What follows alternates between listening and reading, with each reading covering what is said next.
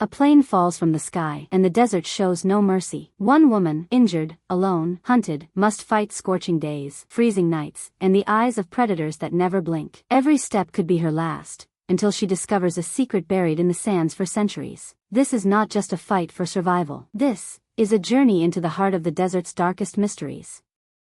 Sarah had been a passenger only hours ago, flying over this wasteland with strangers she barely noticed. Now she lay sprawled on the burning sand, her body wrapped in a mixture of blood and dust. A deep gash throbbed above her temple, skin torn along her arm, and her clothes hung in ragged strips. The first sensation when she regained consciousness was pain and silence. With slow, shaking hands, she brushed the sand from her face. Every breath scraped her throat. The storm was still alive, forcing grains into her lungs with every inhale. She forced herself upright, eyes scanning the wreckage scattered across the dunes. Twisted metal glinted under the sun, seats torn from their frames, luggage ripped open and half buried. The air smelled faintly of smoke and fuel. No voices. No movement. Everyone who had been with her was gone. Near what was once her seat, she found a small backpack. Inside, a half-full bottle of water, 3 energy bars, and a small survival knife. That was all. Her pulse quickened. She remembered something she'd once heard in a survival documentary: move. Help might come, or you might find safety. But if you stop, you die. She looked at the sun, chose a direction, and began walking. The heat was suffocating, the kind that crawled under your skin, burning from the inside. Every step sank into the soft sand. She allowed herself only the smallest sip of water each time, tightening the cap with care. Hours passed. The sun dipped lower, shadows stretching across the dunes. That was when she felt it, the prickling sensation of being watched. She turned. Nothing. Just the wind carving patterns in the sand. Then, at the edge of her vision, movement, low and fluid. A fox, its fur almost blending with the desert, eyes glinting in the fading light. And behind it, something larger. Sleek muscles, a long tail swaying with control. A cheetah. Sarah's throat was dry, but her mind sharpened. She drew her knife, walking faster. Every 10 minutes she looked back.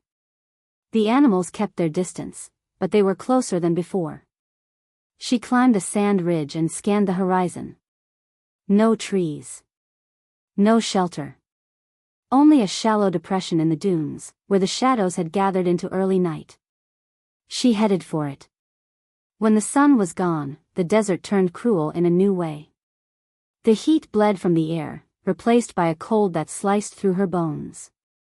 She wrapped herself in the thin emergency blanket from her pack, placing a few rocks in a loose ring around her, a small barrier against curious predators. The cheetah's soft growl drifted from somewhere in the dark. The fox's claws scratched against the sand. Sarah tightened her grip on the knife. Sleep was out of the question. Her breaths came slow, her eyes sweeping the dark. The night was long, but she was still alive. The first light of dawn brushed across Sarah's exhausted face. Her lips were cracked, her eyes bloodshot from keeping watch all night. She reached for her bottle, only half remained. Sip it like gold, she told herself. If I waste it, tomorrow will be worse. By midday, the heat was once again merciless. She tore a strip from her shirt and tied it over her head, shielding herself from the sun. But her muscles ached with every step. The pain in her feet reminded her just how far she had pushed her body beyond its limits. It was then she saw it, a flicker of motion beyond a dune. Small. Quick. A desert hare. Her stomach clenched at the thought of food. She moved slowly, feet sinking softly into the sand, knife ready in her hand. The hare paused, ears twitching, then darted toward a dune. Sarah lunged. In one swift, desperate motion, she caught it. Her hands shook, not from fear, but from relief. Behind a ridge, she dug a small pit in the sand, gathering a handful of dry twigs and leaves scattered by the wind. Striking metal against stone, she coaxed a fragile spark into a flame.